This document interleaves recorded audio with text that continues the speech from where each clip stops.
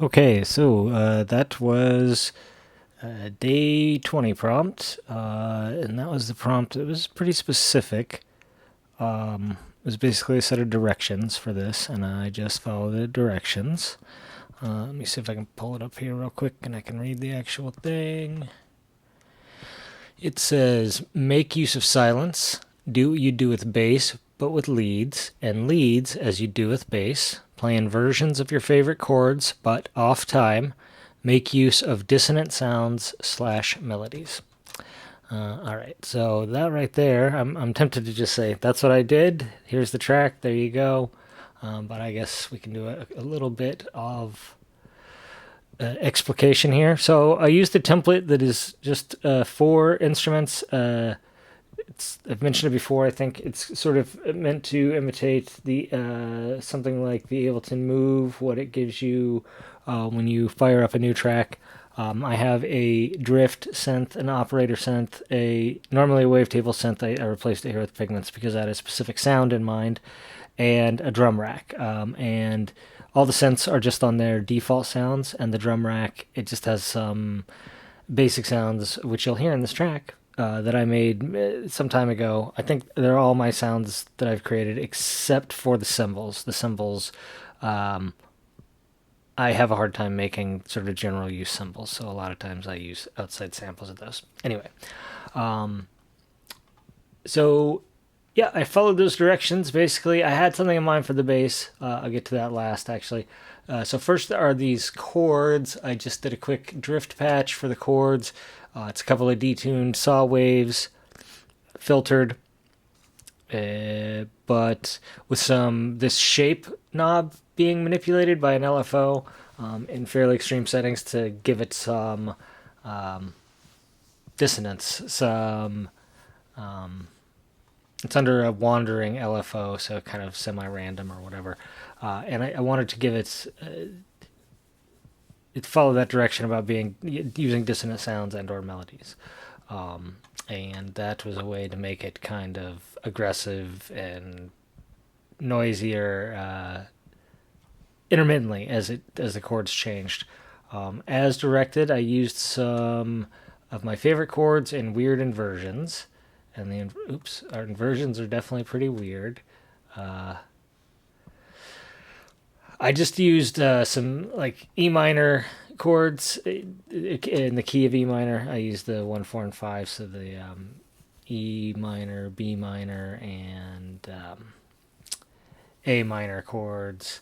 And then I did some weird inversions, as you can see here, and played them off time. This one plays on made use of silence, i.e. space. As you can see, there's not a lot going on here. They're short, relatively staccato, and they're off time. This one plays on the 3. This one plays before the 3, and then again right before the 4. This one plays on the 2, and this one does something similar here where it plays before the 2 and just before the 3. Okay, so sort of weird off-time chords. That's not what we wanted to do. Boop. The drum, it's just a simple, the drum loop is really worth talking about.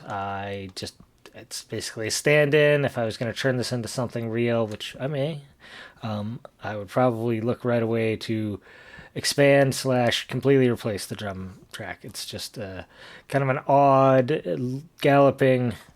Here, let me see if I can play just the drum track.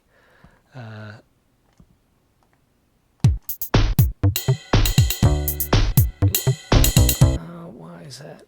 Oh, I guess the rest of them are all playing. Let me start all these. Okay, and then I'll just.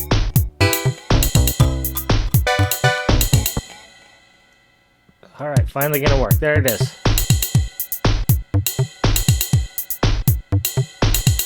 So just kind of, an interesting kind of loping feel to it a little bit. Mostly stand-in, like I said. Would not expect that. I mean, it's kind of interesting what's there, but I would obviously build and expand on that if I was, work on this track further. which I may, but for now, to be done with the Jamuary entry. Here is the melody slash lead, which, as requested, I did want to do with the bass. Now, it's these kind of things. It's a little tricky because I actually don't have a lot of hard and fast rules about what I do for any part of things. I don't think anyone necessarily does, but so whenever I get an instruction to do what you usually do or do the opposite of what I usually do, I just it's just sort of take what if I don't have a better idea, what I might default to, which is the bass playing the root note of the chords with maybe a jump to the fifth before, or maybe a jump to the note that it's going to play, or both, depending on what's going on with the sequence. Before at the very end of the bar, something like that. Okay, so that's what this is doing here. It's just playing. This is an E minor chord is what's playing in this bar. It's only playing once on that this third division here. But the bass is playing, or the lead rather, is playing this staccato, very simple melody, and then it of just the note, and then it dips down to the B before it goes and plays the B, which is the root note of the next chord, and then E is the root note of that chord. It's just another E chord, and then finally an A chord at the end, and yeah, same thing. Very simple lead, and then I also added some random on the offbeat ones so that they wouldn't play every time it went around. It'd sort of play different notes, leave ones out here and there. Semi-randomly based on probability. Yep. And then the last thing is the bass line, which I had, like I said, I had something in mind for pigments. And so, what would I would do with the lead and a bass line? The lead would be sort of an expressive part. This is, I guess I'm not, my melodies are frequently relatively simple, so I don't need to explain that this bass line, while perhaps a little more involved in some of my bass lines, is relatively simple for what some might consider to be, if it was doing what the lead does, their lead would be doing more. This is what I think this is fairly common to what my leads might do. I guess you can show me leads that I did that were much busier, but I was also making use of space. So I didn't want to get too busy. I didn't want to get too involved. I was looking for kind of a, I don't know, snaky, sort of sinuous bass line, and something that sort of points in that direction. I think I got there. But again, if taking this further, I would work on this considerably. I would massage it, replay it probably is what I would do. Maybe even come up with a different sequence. But yep, that's the bass line. And like I said, I had something specific in mind. I have this pigments patch I made, which is called modal bass. And it's kind of I don't want to say realistic, but it's a physical modeling, and so it has, a kind of a very similitude to real life that a lot of synth bass doesn't. And so I wanted to use that because I had, I don't know, almost like a Mick Karn sort of, bass line, something like that in mind. He had lead-like bass lines. But anyway, that is it. That's the track. It came out okay. There's definitely some interesting stuff going on in here.